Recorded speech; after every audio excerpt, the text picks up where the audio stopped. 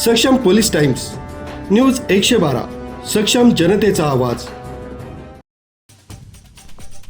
रत्नागिरी जिल्ह्यातील संगमेश्वर तालुक्यात वाशी गावात गेल्या 32 वर्षापासून रस्ता झालेला नाहीये।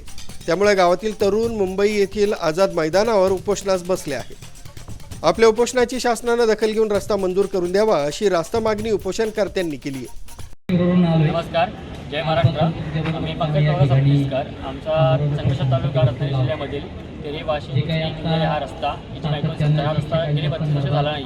याच्या आधी देखील आमचा रत्नागिरी जिल्हा अधिकारी कार्यालयावर झालं होतं, पण आम्हाला तेव्हा आश्वासन होते ते अजून आश्वासन पूर्ण झाले नाही आहे। गेली 32 वर्षाची हा रस्ता पूर्णपणे काम झालं नाही आहे। त्याच्यामुळे आम्हाला आज आझादमध्ये उपोषण ठेवायला लागत आहे आणि आम्हाला देवेंद्र फडणवीस यांची भेटीशिवाय हा रस्ता होणार नाही आणि तेच एक रस्ता करू शकतात।